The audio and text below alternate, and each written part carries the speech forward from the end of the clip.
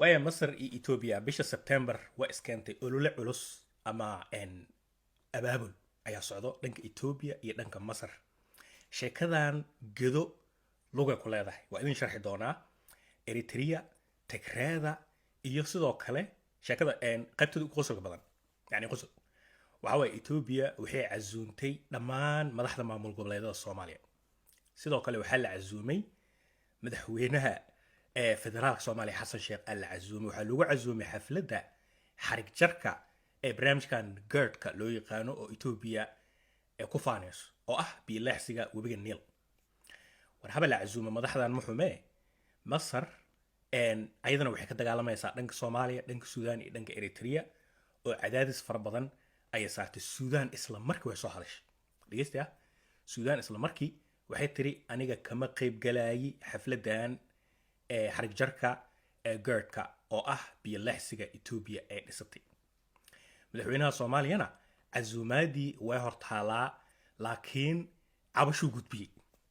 cabashada Ethiopia uu gudbiyay madaxweynaha waxay ahayd aniga waxaan rabaa inaan sheekadan dhexdhexaad aan ka ahaado sidaas awgeed banaankaas ka jooga waxa qosolku dilay Ethiopia waxay la timid barnaamij kale oo qosol badan si Xasan Sheekh iyo dadka kale ay diidan inay tagaan Ethiopia xarig jarkan qaab farsamo ay uga qayb galaan Ethiopia waxay la soo shartagtay shirka Afrika ee loo yaqaan ee u bixisay shirka looga hadlayo arrimaha cimilada shir looga hadlayo arrimaha cimilada casuumadeeda lagu soo diraa diyaarad dalq Ethiopian Airlines fudududud Addis Ababa isla isbuuca xarig jarka barnaamijka GERD-ka iyo waxaa la isku soo beegay shirka looga hadlayo cimilada sidaas awgeed one way or another midda noqotaba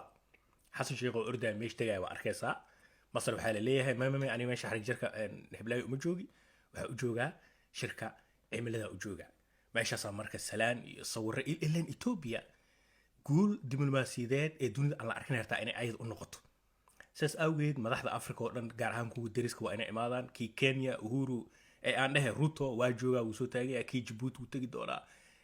Ciro wuu tagayaa wuu aqbalay Ciro casuumaadda toos diyaaraha loo soo diraa kuwa maamul goboleedyada waxaan u maleynayaa qaarkood inay aqbalayaan laakiin caddeynteeda ma hayo adii almuhim marka shirkada markay meeshaas marayso Ethiopia haddee hal wado xoogaa ay ka diiday wado kale ibaab kale ay ku furayso qaabka meesha ku tegi lahayd shirkada dig sheekeynay Masar waxay tagtay Uganda fiiriya Masar September bur ib in loo kala baxa waay Masar waa inay u muujiso Ethiopia inay awood leedahay marka Masar Uganda ay tagtay Yoweri Museveni ee la kulmeen sida sawirka uga jeedaan sidoo kale Masar waxay soo aruurisay xulufo awood badan waxa gaar ahaan waliba webiga Niil dalalka uu maro webiga Niil wuxuu maraa 11 dal hadaadan ogeyn Ethiopia iyo Masar iyo Suudaan iyo Uganda kaliya ma ah Rwanda uu maraa Kenya dhinac ka maraa adiga dalal 11 dal uu maraa 11 dal markii laga reebo Kenya inta kale waxay la safteen xulufo la noqdeen Masar ay xulufo la noqdeen markii heshiiskan Kampala ka dhacay Masar iyo Yoweri Museveni isku imaadeen wafdiga Masar soo dirtay waxaa lagu go'aamiyay talaabada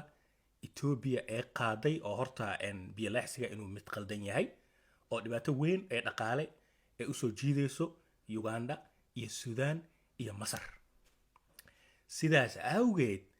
waxaa dalalkan ay ku heshiiyeen marka hoos u akhrisid wararka in albaabo qalalaaso la furo bisha September markii la gaaro tusaale yar hadda waxaa isla markii xulufo samaystay qoladan Tigreeda loo yaqaano oo Abiy Ahmed diidan iyo Eritrea ciidamo Eritrean ah ayaa soo galay Tigray xuduudka Tigray iyo Eritrea waa la isku furay sidaas awgeed Tigray oo dhul Ethiopia ah waxay si toos ah oo la safatay Eritrea Ethiopia way ka xanaaqday maxay samaysay markii Ethiopia taangiye dirtay ciidamo dirtay dhankaas iyo xuduudka Tigray ee ku sii socdaan waxaa hadda la sheegayaaba daqiiqad walba dagaalka qarxi kara waa is hor fadhiyaan ciidamada Tigray iyo Eritreanka oo dhinac ah iyo Abiy Ahmed oo dhinac ah waa la is hor fadhiyaa qacda xilli kasta bilaawan kartaa caawa laga yaabaa inay bilaawato waxa ku soo haray Ethiopia waxay fariin u dirtay Suudaan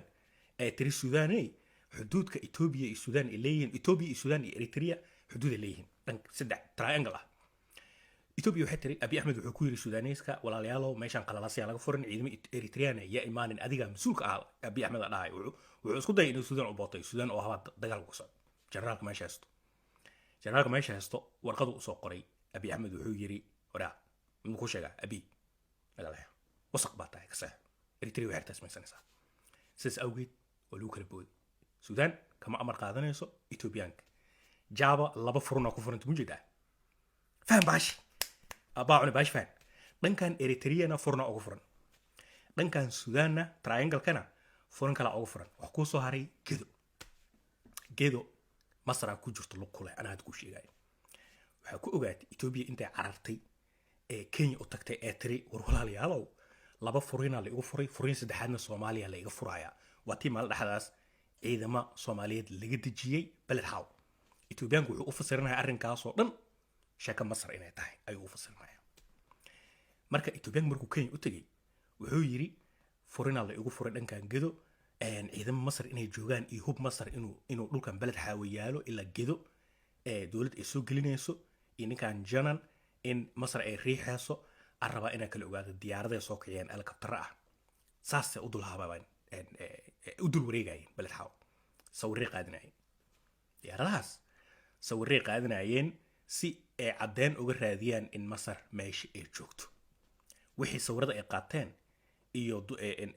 sahminta ay sameeyeen ka soo baxay aniga ma og laakiin joogada fahan Masar taatikadaana wada meeshii diyaarada qaadan lahayd ee qarxin lahayd ee dudumin lahayd gaarka waxay bilaawaysaa foodo dagaal oo dhinac walba ah Ethiopia si barnaamijkan iyo xafladan iyo kamanaafacaada koronto ka dhalinta biyaha ay sheekadaas oo dhan qalalaas ay u gasho warka daadin soo koobo bariga Afrika xalkiisa waa bariga dhexe